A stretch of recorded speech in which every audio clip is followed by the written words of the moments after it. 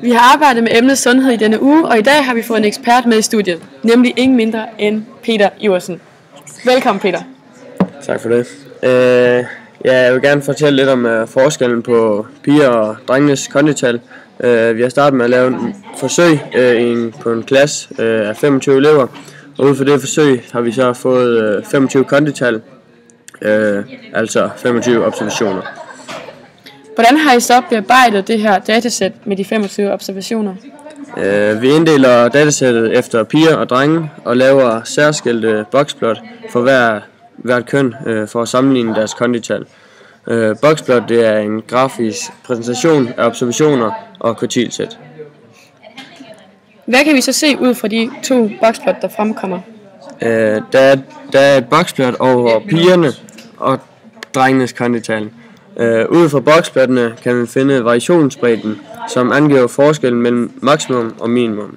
Pigernes variationsbredde er 22,1, mens drengenes derimod har en variationsbredde på 26,2. Spredningen af observationer hos drengene er altså bredere, det vil sige, der er større forskel på deres kondital end hos pigerne.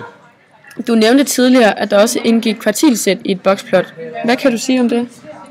I et boxplot har vi noget, der hedder nedre og øvre kvartilsæt. Det nedre kvartilsæt er medianen for de observationer, der ligger til venstre for medianen. Det øvre kvartilsæt er så observationerne, der ligger til højre for medianen.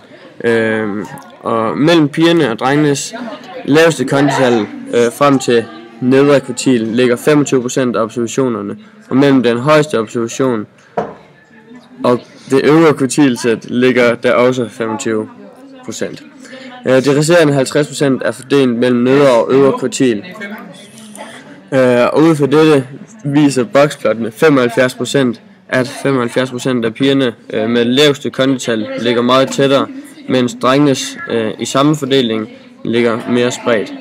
Ud fra boxplottene ses det, at drengenes nedre kvartil næsten ligger der, hvor pigernes øvre kvartil er.